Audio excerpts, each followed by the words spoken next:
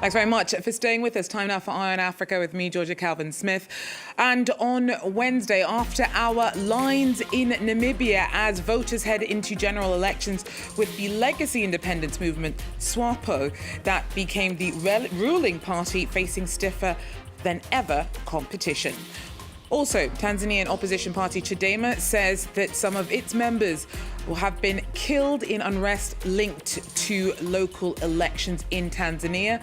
Tensions are high for the vote as it's seen as a crucial tester ahead of the 2025 presidential vote.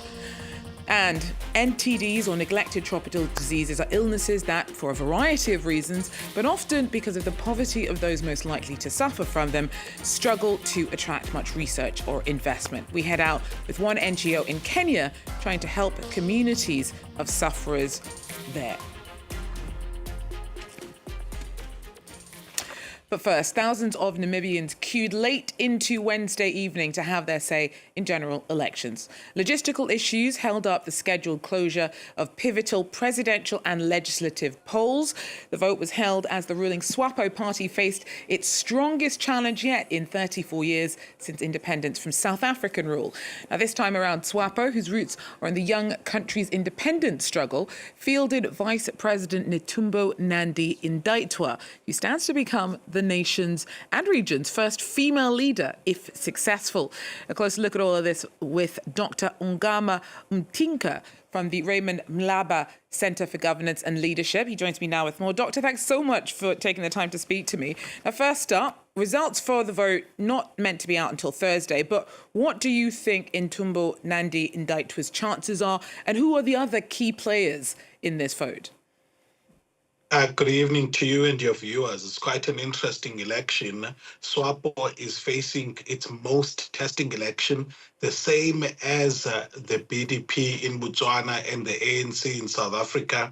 We are seeing a crowding in of formidable opponents that are challenged, that are vying for the office of the president. Would remember in the 2019 election, we had Dr. Panduleni Itula, a SWAPO veteran himself, who made history by contesting as the first independent candidate in an election. He is coming back in this election, having registered a party, the Independent Patriots for Change, the IPC, and he's taking the fight to SWAPO. But his rise is not only threatening the potential success of Nandi-Ndaitwah, but is also threatening to displace what has been the main opposition party in Namibia since independence, led by McHenry Venani, who's also running for office as in the presidential election, the Popular Democratic Party. So it's an interesting election in which there are 15 candidates running in the presidential ballot. Now, in your opinion, do you think that SWAPO's legacy is still politically relevant to what the basis on which voters are making their decision? What do you change? What do you put changing expectations amongst the electorate down to? So there's been quite interesting dynamics in voter behavior in Namibia, and by the way, these are in line with general political science theory. The argument goes that the younger a population gets to be, the less loyalty there is to formal liberation movements. So what we've seen in Namibia is that the young voters in the 2019 election were the majority. There were 52% of them, which partly explains why there was a decline for SWAPO. In this election, those numbers have increased. In 2019, young people were about 700,000. In this election, it's 900,000 of 1.4 million voters, which shows you that they are going to be a formidable player, and it is the reason why in this election, SWAPO is not expected to be dominant as they have been in every successive election since independence. Lastly, we've seen a rapid urbanization of the population, especially since 2011, where the urban population has doubled while the rural population has declined. Also, education levels have increased. People who have some primary schooling have decreased, and we've seen more increases in people with some secondary schooling, and the numbers for post 12th grade qualifications has gone up, doubled since 2011. So it's interesting. All of those dynamics are militating against the dominant position that SWAPO has had. Thank you so much for that breakdown, Dr. Ongama Mtinka, there speaking to me about Namibia's general election on Wednesday. Now, in Mozambique, anti-government protesters have accused security forces of brutality after a woman was mown down by an armoured military vehicle at demonstrations in Maputo on Wednesday. Now, the victim is believed to have survived the impact, and the army has said that it regrets the incident, which it insists was an accident. But many protesters fear that violence is being deliberately used. We believe in the army. The protest started and they said they would be peacefully, but they weren't. Help! The police are killing defenseless people. This is not fair. We don't deserve this. Now, demonstrators have rallied regularly in Mozambique, denouncing the result of October's election, which the ruling Frelimo party held on to power. Now, tensions and clashes have escalated since opposition leader Venancio Motlane has disputed his loss. Police have been accused of using excessive force, with some local organisations reporting as many as 65 deaths as having resulted from police crackdowns. Well, staying with elections, Tanzanian opposition party Chadema says that 3 of its members lost their lives in unrest linked to Wednesday's local elections. One candidate, Modestus Timbisumilwa, was reportedly fatally shot by police in Dar es Salaam as he observed polling stations there. Now, tensions are high for the vote, as it's seen as a crucial barometer ahead of the 2025 presidential polls. Human rights organisations have already started raising concerns about the conditions needed for that key poll. Our regional correspondent tells us more from Nairobi. This Wednesday is a bank holiday in Tanzania so that the country's 31 million voters can head to the polls. Now, this is the first election since former President John Magufuli died in 2021. His time in office was known for cracking down on any political opposition and on the media. When his Vice President Samia Suluhu replaced him, there was initially some hope for change. In her first few months in office, she allowed some media outlets to reopen and gave a little more space for political opponents. But those hopes were quickly dashed. Analysts now argue that her government has gone back to its authoritarian ways.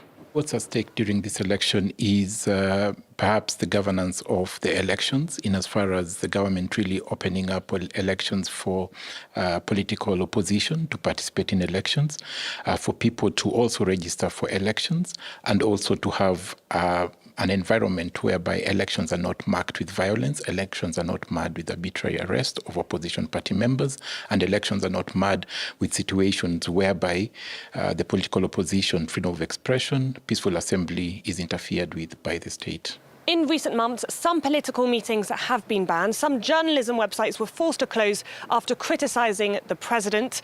And some political opponents went missing and were later found dead. This Tuesday, members of the opposition party Chadema were allegedly killed, which has added to fears of violence.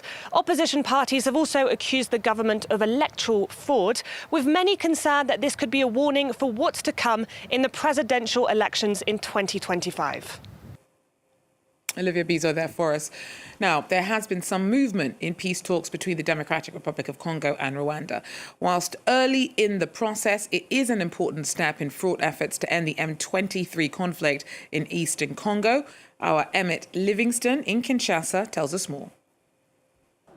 DR Congo and Rwanda have agreed to a deal over ending the M23 conflict. M23 rebels, who are backed by Rwanda, launched a rebellion in eastern Congo in late 2021. They have since captured huge chunks of territory and surrounded the regional capital, Goma. Efforts to negotiate an end to the conflict have proven elusive for years. But this week, foreign ministers from Congo and Rwanda met in Angola's capital, Luanda, where they approved a so-called harmonised plan that could end the fighting. Discussions of this plan were ongoing for several months. Broadly, it involves Congo dismantling the FDLR rebel group, whose founders are implicated in the 1994 Rwandan genocide. In exchange, Rwanda is supposed to lift its so-called defensive measures. This is a euphemism for withdrawing its thousands of troops deployed in Congo. The two countries have now officially signed off on this plan. Precise details are unclear, but according to a security source, the plan is meant to take 3 months to fulfill.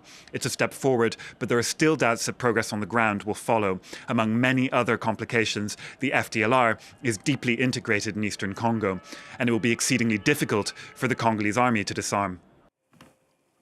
Emmett Livingston there for us. Now, leishmaniasis is one of the world's 21 neglected diseases, many of which hit poorest communities the hardest. Globally, there are over 1 million new cases of leishmaniasis every year. This report from Kenya's West Pokot region. Every day, Isaac heads into Kenya's West Pokot, searching for sufferers of leishmaniasis, also known as Kala-Azar. He seeks out remote, at-risk villages that are often the least aware of the disease. These are the flies, sandflies that bite human being to transmit Kala-Azar. If left untreated, it can disfigure sufferers, and fatalities are high. But many communities have never heard of it. First, I'll teach them signs and symptoms of Kala-Azar.